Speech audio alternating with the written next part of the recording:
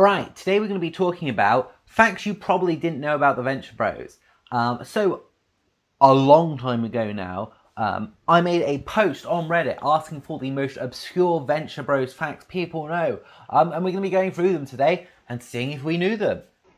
Alright, so we'll see if we can figure out the most obscure, absurd, or surprising Venture Bros facts, and we will find out if I knew it or not. So, we've got 200 comments here. Oh my lord, we've got 279 comments here. That's quite a lot. So, number one. Sergeant Hatred is based on an old man they saw at a coffee shop. It was an old, angry white dude who was looked like he was in the military and was looking at porn on his laptop in a coffee shop. I did know this one because I think it's on the Season 2 or Season 3 commentary track. But the Reddit does go into a lot more detail as they explained that they think it was also foot porn. I'm not sure I remembered that detail. It happening one night, the guy dressed like Rusty, the speed suit, the turtleneck, the Rusty runs into in the doorway, says, all right, pretty good, pretty neat. This is a Jim Morrison reference. And it makes me laugh every time it's seen. I didn't know this one. Alright, pretty good, pretty neat.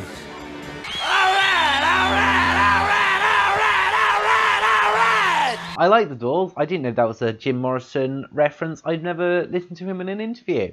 That's pretty cool. I think this one that the Venture Bros wiki probably missed. They referenced Fear and Loathing film, but they didn't mention Jim Morrison. Wow, what an obscure reference. That seems obscure even for the Venture Bros. There are so many musical references. I mean, I've barely scratched the surface. I definitely do not get as many as I probably should. Damn, that's a deep cut. In Venture Bros, there are so many obscure music references. All the ones make me love it. Music in the show is great. Thrill was great. I started to listen to other music because of the show. Yeah, I will say JG Freewell, pretty good. I met him backstage after a Fetus concert. Drunk from drinking a bottle of vodka. Very rock and roll. Nice guy. Kept telling us to check out his opening act. Maybe 1995. Same guy. Good down the show. I'm going to mention another major Doors reference. In Assassin Annie, I just watched this one. As when Hank tries to murder his father is a reference to the Doors song, The End. Oh, I didn't know this one. I just watched it. Father? Yes, Hank? I want to kill you. That's nice. Play pirate somewhere else, boy. You're fine. Father, yes, son, I want to kill you. I want to... Come on, baby! I want to... The Doors movie in 1991 starring Val Kilmer. Wow, it's possibly a reference to a reference.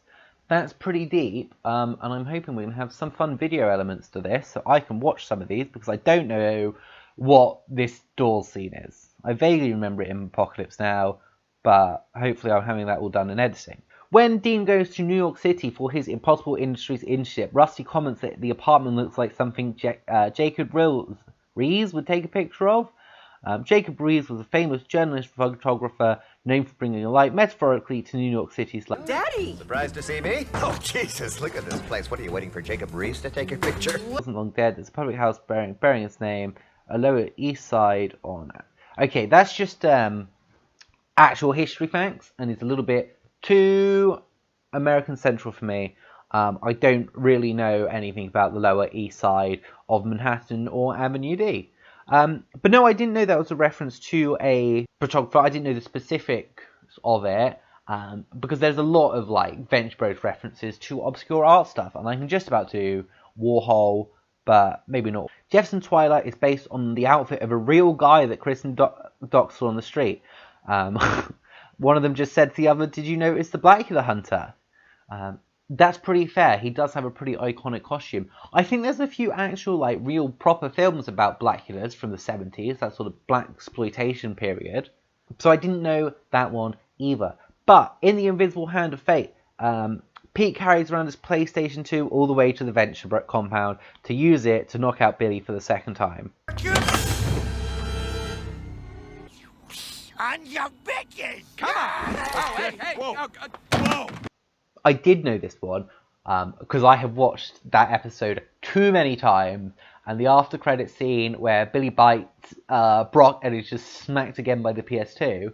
But I don't know if that's just for knocking Billy out. I imagine White just likes to procrastinate. He wasn't sure how long this would take, so bought his PlayStation to play on video games whilst Doc and Brock did something with Billy to make sure he didn't die from whatever brain memory problems he was having. Oh yeah, here we go. You have to do something when your friend's knocked out. Studio 54 has been closed since 1980 and is currently at the site of a Broadway theatre. So that's 2 reasons it couldn't have been the Coke house. The house that Coke built. Again, this bit way too New York City centred for me. Quite a lot of references to New York. The show does have a whole thing, does have a whole 2 seasons in New York. So I think a lot of the New York centric jokes are probably lost on me. Problem with being British. If you talked about London, I could probably get some. Did I know that the stripper had miserable tits? Mournful tits. They were like 2 suicide notes stuffed in a glitter bra. They were one. I want to build 2 little caskets and give her tits a tasteful and dignified funeral. It's they're like the Notebook sad, like a little kid with progeria. Trying to catch a Nerf football, like coming home to find your dad had rode over your coming home to find out that your dad ran over your cat sad. Damn it, she has gloomy tits. In Trial of the Monarch, during a flashback to when Malcolm is confronted by a police officer, he tells the officer to get your fat Tom of Finland ass back on your big gay bike and go home. Fat Tom of Finland ass, back on your big gay bike and go home! Tom of Finland, Toko Valley Lienskont? Lekosen?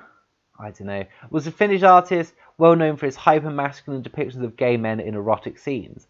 I did know this, but only because I'm a fan of the show. Yes, someone has informed me about this before. I have seen many pictures, and yeah, and it's like you can see a lot of things that seem very YMCA Village People about some of those pictures, I think. In the opening of Vico Act November, the painting that Phantom is attempting to sell to the mafioso is Christ in the storm of the Lake of Galilee. Rembrandt van Rijn. 150 years ago, Delacroix said of Rembrandt that his works would be held higher than those of Raphael. His blasphemous prophecy came true within 50 years. And this... A Rembrandt painting that was stolen from a museum in 1990. It was never recovered, and the heist, valued at $500 million, is the largest unsolved art heist in the modern world. It was performed in broad daylight and walked out with 13 paintings. Oh my lord, it was in the middle of the night. It was in broad nightlight. There's a Netflix documentary about this. I might have to watch this. So Phantom Limb, I did not know this, potentially participated in the largest art heist in history. And it's still unsolved. So he's going on, 33 years? Christ, good on him. In the opening flashback of Ghost of Sargasso, all the lines are either from Space Oddity or Ashes to Ashes by David Bowie. Of course I knew this one. I've made a whole video syncing up Venture Bros lines to Space Oddity, and it's pretty good, except for a little bit that's too loud. Got a message for the action man. He's listening, Tom. Go ahead. I'm happy. Hope you're happy too. I've loved all I need to love. Don't talk like that, Tom. You're gonna make it. Fight it! I'm feeling very still. And I think my spaceship knows which way to go. That's what got me hooked on the show. The bit where he does this, shove the pole in the face, keeps seeming competitive. Isolation can get to a man, make him do crazy things. I did love it when Stephen Colbert was on the show, but they replaced him with someone as good, if not better. Everyone gushing about season 1 of the Venture Bros. And everyone is coming up with their lovely Baydor theories, which is silly because we all know it was definitely We all know it was definitely Laugh Riot, just pulling the lever as a joke. And that's what screwed everyone, and there's no big mystery. Oh my god, just going through these people's favourite moments of the show. This is potentially a reference I didn't realise. TVC15 Venture Bros reference. I'm sorry about the TVC15. A lot of people recognise Iggy Pop as one of the Sovereign's bodyguards, but people who didn't grow up in the 80s might not recognise the crazy hair and shiny tuxedo armour with the voice powers. That's Klaus Nomi. He was a singer and also a backup dancer. He was a singer and also one of Bowie's backup singers. Klaus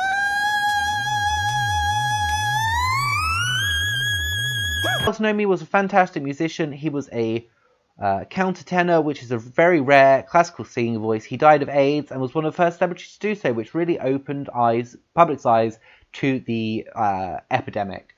Though I did know this one because I googled him, because he was a crazy dude on the show, and I went, who the hell is that? Because he's obviously like based on a real character, next to Iggy Pop. And he's got a really sad story. He's really kind of like talented and just died of AIDS. It's a pretty sad story. I don't think he would have lived up.